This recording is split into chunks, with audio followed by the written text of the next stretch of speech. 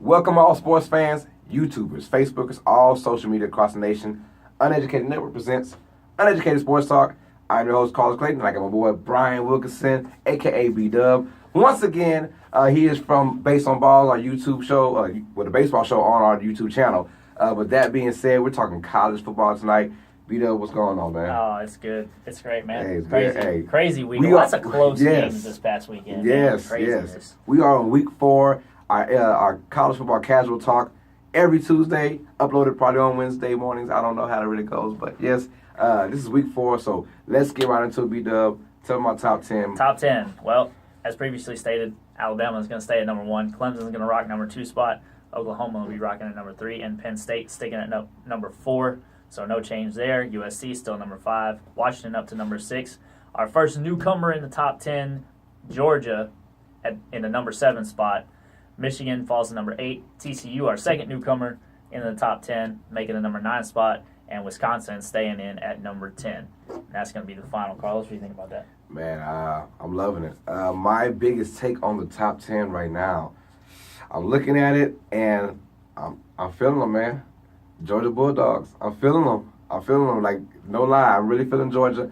After that dominant performance against Mississippi State, when I know they're saying that LSU was that bad, or Mississippi State was that good, but still, to come off that high momentum of demolishing LSU, you knew that going into Georgia, they had confidence. They had confidence. If anything going into Athens, you want confidence to win, right? They had the confidence to get smashed, basically 31-3. And then I watched the first half, and I was like, this game is over with. Georgia is officially in a whole nother league. Yeah, and I was like, okay, well, Brian was on. My man Brian said before, he said, watch out for Georgia. They're going to be something special this year. He said, definitely the second best team in the SEC. And I was like, yeah, we'll see. Dude, you're on to something with that one. Georgia looked good, albeit being at home, but they look good. They look dominant. But they look like you want to look at home. Exactly. Dominated on defense. And against a team that's on offense. Yeah, exactly. An SEC team that's actually pretty good on defense and can score against other teams. Mm-hmm. So Georgia went in there, basically did a thing. So yes, they're in the top 10. About time. Beating Notre Dame. They did in Notre Dame, you know what I'm saying? In South Bend. They beat Mississippi State. Well. That's basically back-to-back top 25 teams they beat. So being at 7, I would like to see them a little higher. Maybe past. A little higher. Yeah. Maybe past Washington. Well, because Washington had that one. They beat Colorado, and it took a while for them to get gelling. And probably about the late second quarter, Washington got on the roll and took control of that game. But I still think just based off the schedule. Well, let me hit you with another question. All right. TCU is our other newcomer in the top 10. They beat the number 6. They beat Oklahoma State. Oklahoma State was ranked number 6, and they went into Stillwater in an away game and won. But they're also a whole other slot below Georgia. They're number 9. Georgia number 7, with Michigan as a buffer zone in there. How do you feel about that? For good reasons. The Big 12. I'm sorry. Y'all know how I feel about the Big 12. Any given Saturday, somebody could be anybody in the Big 12. It's just a shootout. That's what it is. And before we had this, our last show, we didn't even talk about who was going to win out of that game. We didn't do that. No. We just, and if we'd have had our picks, I would have picked TCU because I just felt like Oklahoma State is just, it's a Big 12 team. TCU can score with them any given Sunday. Gary Patterson's a great defensive-minded coach. I thought they would have took it. So before the end of the show, we will give us Team Brian versus Team Carlos on a particular game for this week. So stay tuned. In just a few minutes, we will let you know what game is that. We'll have that in. But that was my biggest take is basically Georgia. But what's your biggest take for the top 10 right now? Yeah, our first week with 2 newcomers in the top 10. When that happens this early in the season, that usually doesn't happen this early in the season. Right. Most of the time, the top 10 teams are playing easy games and they're running away with them. And that was the case for most of the early few weeks of this season. But Georgia with a couple of staple wins and TCU knocking off 6-seeded Oklahoma State. We got some new teams up in the top 10 and shaking it up, starting to shake up a little bit. College football, that's always the fun point is when you start getting into the middle of the season and the standings teams start going down when they shouldn't and standings start shaking up. And that's always the funnest, the most fun part about this college football experience. Man, I don't blame you, man. One take 2, Bama, if you thought that they were not real or they thought they had some kind of, get it out your way. Bama is still clear, head and shoulders the number 1 team. They demolished Vanderbilt. Was it in Vanderbilt too? It was yeah. It was a road game for Alabama. Yeah, they were in 59 to nothing. In Nashville. And that guy from Vanderbilt, I don't know his name. Thank God, I won't put you on blast, but he was talking major trash. He had an interview right after they beat their last opponent, and he was like, "Bama want to come down to we gonna give you a fight. We're gonna show you how it is to be 3-0 because they were both 3-0 going into it, and 59 nothing. So all that me just being like, though they barely beat Colorado State. Nah, be careful what you wish for. Yeah, be careful what you wish for, brother. Yeah, oh my brother. God, 59 nothing. So Bama's playing no games. So they're still clear number one to me. That stood out to me as well. Like don't mess with Bama right now. Don't say anything to get them more motivation than what they already have. This is all the games on the docket that we had from this past Saturday. The marquee game, the 7:30 game, was Penn State going into Iowa for good reasons.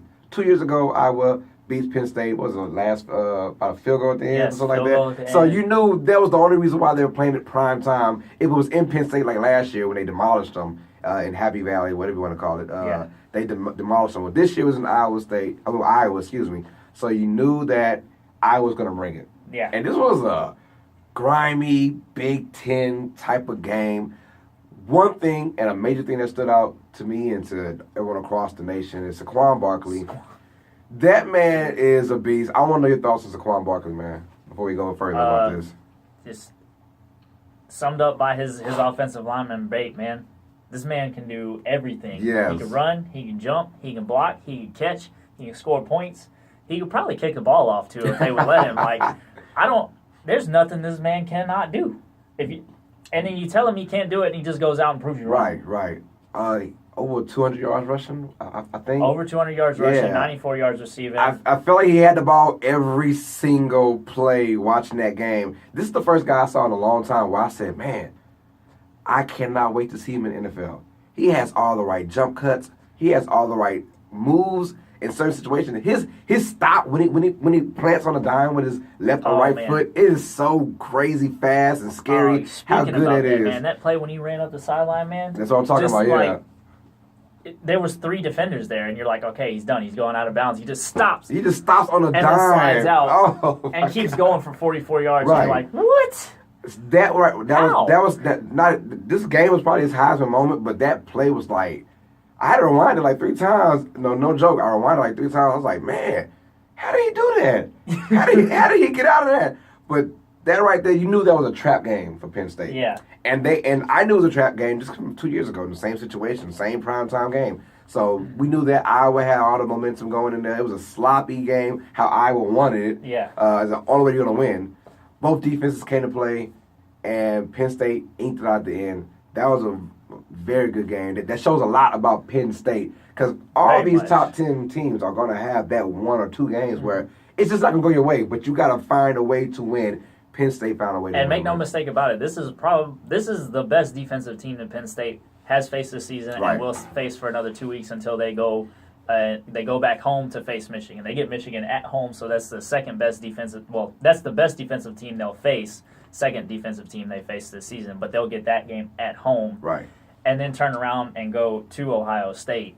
But Ohio State's defense is not what it used to be. No. So that was a huge road win for them. Yes. To boost confidence, and then coming back into that Michigan game. So you're pretty still high on Penn State, is what it sounds like. I am high on Penn State, man. Not just because obviously Saquon Barkley, pardon me, but their quarterback makes a lot of good decisions with the football. Their defense does just enough to get them by, but if you're a high-scoring offense, like Penn State can be whenever they got it on the field, and they can run the clock down because they score running the football. So they score a lot of points running the football. That's good for keeping your defense healthy and rested and off of the field.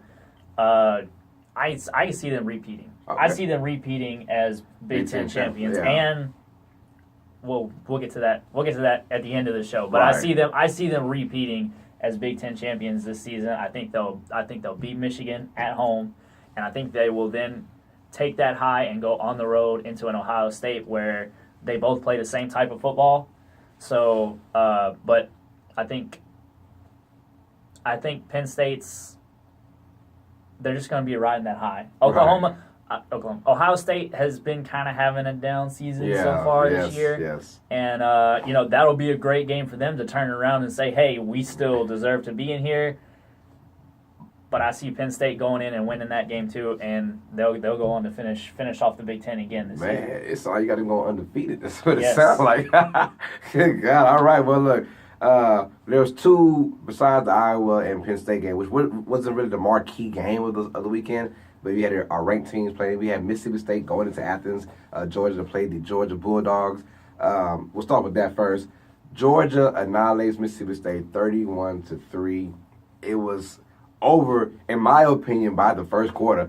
I looked in and I was hoping for a good game. I was like, all right, let me sit back, relax, and watch this game. And by midway in the first quarter, I said, whoa, this Georgia team is for real. Like, they're for real. This is what happens when you set an edge on defense. You set an edge at Nick Fitzgerald. He can't get running on you. He can't get moving around. He can't find anybody downfield, and then you just swarm to the ball and make tackles. And that's what Georgia did. They shut the offense down, and then they turn around and handed the ball off to this two-headed monster they have on offense of Nick Chubb and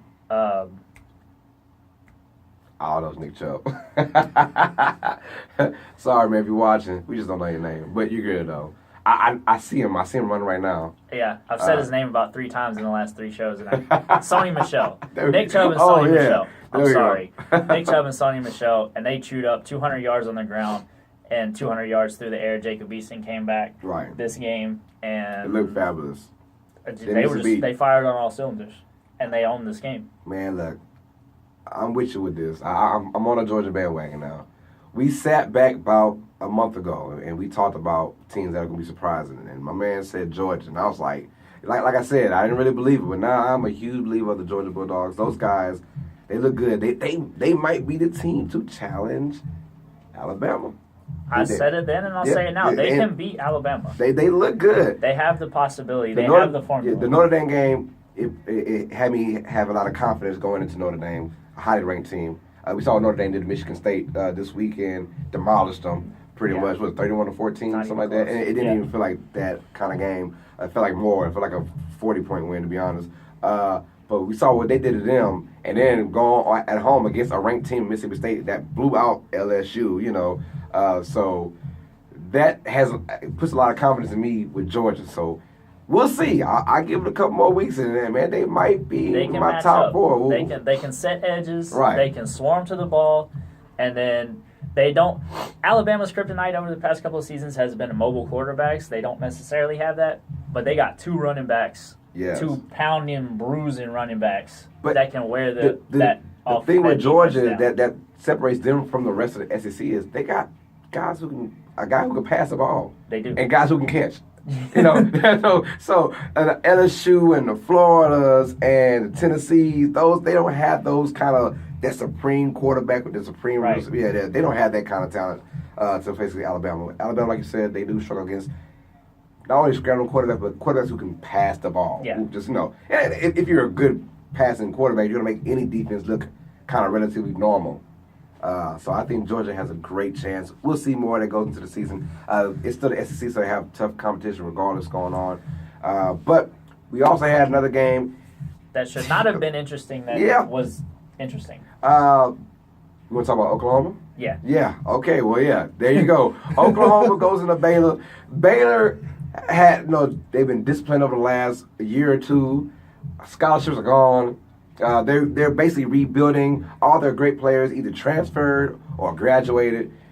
Baylor had 0-3, right? 0-3, losing to garbage teams at the first week. I don't even know, was it Liberty they lost to? I think they lost to a team named Liberty the first week of the season. That just lets you know where this program is headed right now. Oklahoma comes on in after the big win they had against Ohio State, and a big win they had last week as well. And you think that they're going to destroy this Baylor team. And they're up, I believe, 21-7 in the first quarter. And you feel like, okay, they're going to roll. And then Baylor comes out of nowhere, and they make this a game, even take the lead 28-21, I believe. And now they're going back and forth. At the end, Oklahoma does win 49-41. But I want to hear you talk about not just Oklahoma and Baylor, but the whole Big 12 as a whole. How do you feel about it? Because you know how I feel. interesting because we have the two teams we've been talking about this week from the Big 12 that play the best defense in the conference right now, in Oklahoma and TCU. Usually, I mean, we saw they went in and put down this Ohio State, run and pass and attack that has been pretty good in the last couple of weeks. They've been putting up some points. They've been kind of looking like their old selves again, and they shut them down. Man, that game was over. They scored 13 points. That was it. Right. And all of a sudden, to allow 41 to a squad like Baylor, granted they have a system at Baylor that they keep running that creates a lot of points and creates a lot of yards and creates a lot of those type of things. But like you said, a lot of their good players transferred out. A lot of their good players graduated and left because of all the sanctions and things that come down. So this one, Lincoln Riley kind of gets a pass on that one for being a young head coach. Right. You get a couple of sometimes just you need to understand how to work a team as a head coach after a couple of big games like that, because there's a difference between being an offensive coordinator and being a head coach, and this is your team and your squad, and you got to get your guys ready to go, and so you can squeak by with that one as long as you don't they didn't give it up, so you can squeak by with that one on your schedule, no problem. But the Big 12 as a whole, generally most teams don't play defense. A lot of these games are shootouts. A lot of these teams are not particularly good. They don't challenge any other conferences for a lot. So that does kind of look bad. But, lucky for the Big 12, their two best defensive teams also happen to be their two teams that are most highly ranked. So Top 10, that's what they do have going for them. If you can play a little bit of defense in the Big 12, you can still get a long ways. There we go. Yeah. Just a little defense will go a long way. Like you said, y'all know me, the Big 12, I can't stand it. Even the best, Oklahoma, they're going to have these games. It scares me because for some reason, you think Oklahoma plays against Ohio State, and they show that they have this great defense. And I guess you go into the Big 12 and you figure like, oh, well, the system, they're gonna throw, and it kind of gets them off rhythm or something. I don't know, but teams like Oklahoma can get beat any day by a Baylor team or a Texas Tech team that last year brought it to overtime, I believe. So that scares me. That's why Oklahoma will never be my top four until they're actually in the top four. Let's just be real with that. Another Big 12 game, TCU goes into Stillwater, Oklahoma, and defeats Oklahoma State. That's another big one. Oklahoma State ranked number 6. TCU was ranked 16. Yeah. So we do 10 spot difference. It was just in the Big 12, it's not that big of a difference, in my opinion. TCU goes in there and they actually play great defense. Rudolph, surprisingly, didn't even get 400 yards. He got 398. He got 398. He got 398. Gosh darn it. Rudolph gets 398 yards, but I mean, he got sacked or hit several times. And one way to rattle a Big 12 quarterback or a quarterback in that kind of system, you got to hit him. Hit him, and hit him often, hit him early. And that's what, from what I saw, TCU was getting pressure, and if they didn't get sacks, they were hitting them. Yeah. Let them know. So then, in that third and fourth quarter, whenever that line collapsed, he looked fragile or he looked rattled, and they got him. And once that third quarter hit, you knew that TC was on fire. And I always say that, boy, Kenny Trill, they call him. What is his last name? Kenny Hill? Is it Kenny Hill? I think it is Hill. Yeah, I've been saying Kenny Trill for long. I think it's Hill though. Kenny Hill, he played with Texas A&M, and he led them to a 5-0 start, and then they lost a lot of games, and you know how that goes with the Texas A&M. But he transferred. He's with TCU, and I've always said a Gary Patterson team, he's a defensive coach in an offensive league. So that league will attract offensive talent to come to his team, but he's still going to instill that defensive mind in his defensive players. And they were able to run the ball. Yes. They were able to run the ball with a running back and their quarterback, because Hill is pretty mobile, so he was able to get out and bust a couple of runs and use some time up on the clock. Obviously, in the Big 12, and Oklahoma State in particular, are offenses that can score on you quick. Yes.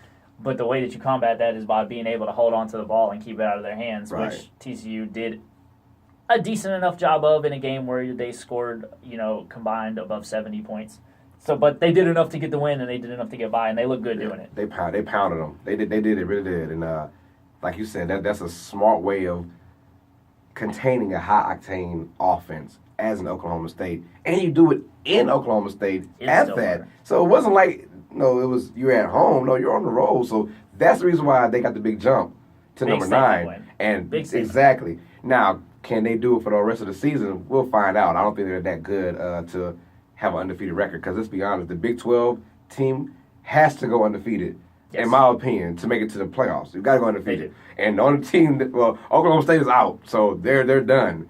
TCU and Oklahoma. We got left is TCU and Oklahoma. TCU and Oklahoma. So And eventually they will meet each other, right? maybe in the championship. Okay, yeah. Well, So they would. I think they may play one game before then, but if they don't, they will meet in the championship game there this we season. go. So they will play each other eventually. So that's my whole thing about the Big 12. It's just tough because one day you're beating Ohio State, and the next day you're in a shootout with Baylor, and so that scares me as a Big 12 fan. So we'll find out about that. So we have our next weekend's matchups, Week 5 matchups. We'll talk about that. The marquee game. It's not that many this week, but you do have Clemson versus Virginia Tech. Clemson is the number 2 team. Virginia Tech is 12. Yeah. So in Virginia Tech, that's gonna be a really good game. I've seen Virginia Tech. That Virginia Tech versus West Virginia game was it the first week, I believe? Yes. No, week 2. No, week 1. Week 1. Regardless of how you say it, I watched it. That was probably the best game I've seen in my own eyes this season. When it came out to defensive balance, offensive balance, and in the crowd momentum. You know, it was they were playing in Washington Redskins Stadium, so it was both sides. It was basically an even match when it came out to the fans, but it was so hyped, and you felt the energy from both sides, and it was the kind of game you didn't want to see anybody lose because you would have felt so bad. Anyways, that being said, Virginia Tech has that freshman quarterback. I don't know his name, I forgot, but he is pretty freaking good. And Virginia Tech has a staple on their defense. They know what they want to do. Will it be enough to beat Clemson? I'm actually that. Do they have enough to beat Clemson? Because they're at home, they have it. But Clemson, we've seen what they can do. No. Yeah, no, I don't think so. Virginia Tech has stapled themselves as that perennially second-tier ACC team. All right. They're always very good. They always beat everybody else, but they always end up losing to Clemson, and they always end up losing to Florida State. Florida State, yep. Every single time they play them. They give them good games. I mean, I remember there was a couple of years back, there was one came down to the wire. Clemson had to throw a touchdown in the overtime. Like, they always give them a good game, but they always seem to come out on the bottom end. And with a freshman quarterback, yeah, they are at home. Clemson also has a first-year quarterback, not a freshman quarterback, but he's a first-year starter. First-year starter, yeah.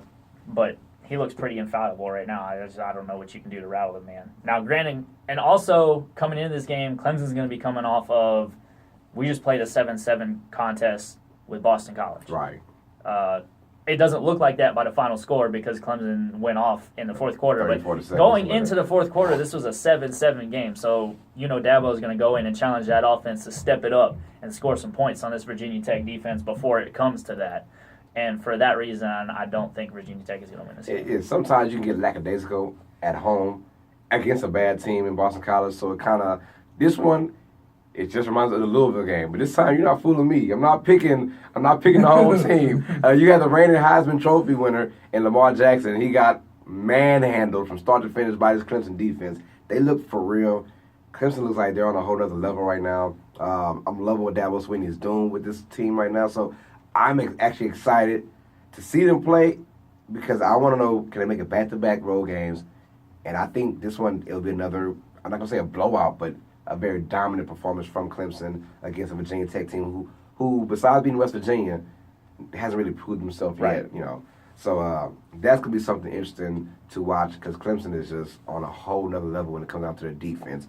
Like I said, their starting 11 is the best starting 11 in the nation right now.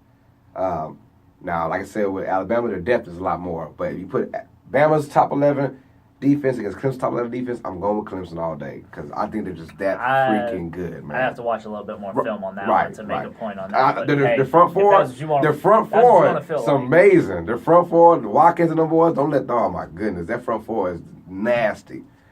Best front four I've seen in a long time. They need to have like a nickname for them. I'm just telling you, they're that good. They need a nickname. We'll come up with something. I'm bad with that right now.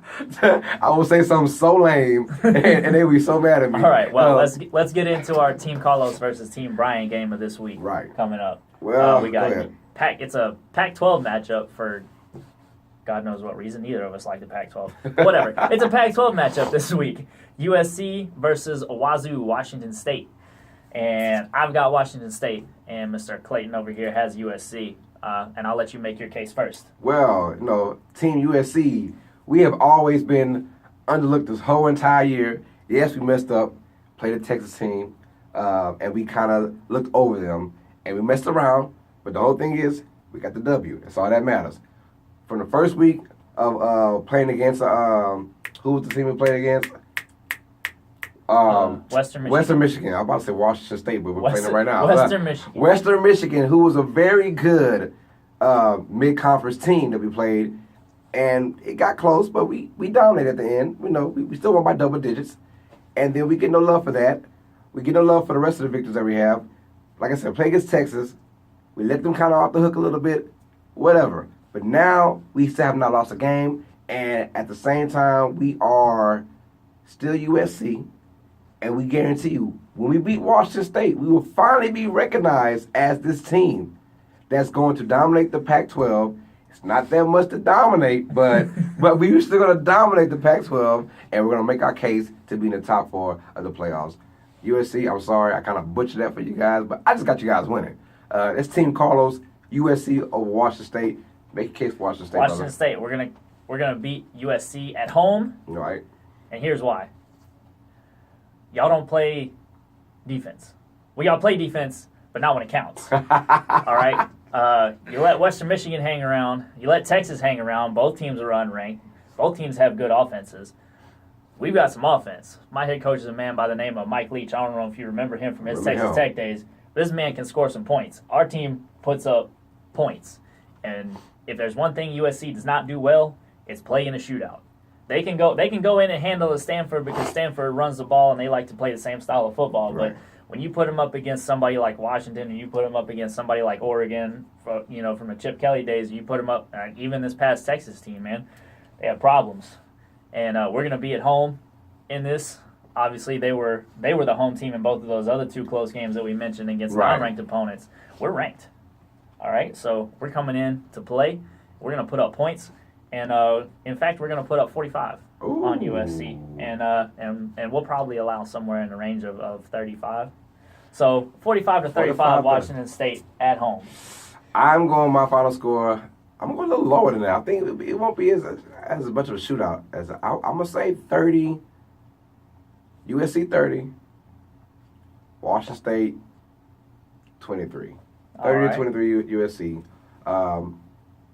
Look, we'll find out. So Team Carlos has USC, and Team Brian has Washington State, Wazoo in the building. They play on a Friday, too, so watch out for that. It's kind of one of those eerie days. It can happen, man, but this is a must-win, I believe, for USC. If they can win Absolutely this is a must-win and win for this USC. in, I guess, confident fashion, all the naysayers can kind of stop talking about them. But if they do not, because they're already on the outside looking in. So this is already. A must-win for USC. So USC has to make a statement. Otherwise, they're looking statement for a loss from Penn State in order to get into that top 4. Because this isn't the same USC team that we saw win the last 8 games of the season last year, where they just looked dominant, were just throwing and slinging that football, and everyone's catching. They're scoring 45 points a game, and they even beat Penn State in the Rose Bowl. So you take the same team because they didn't lose a lot on offense. They lost a few cornerbacks on defense, but outside of that, not a lot on offense. And they just, Sam Darnold just doesn't look the same anymore from last year. Now, it's still too early, but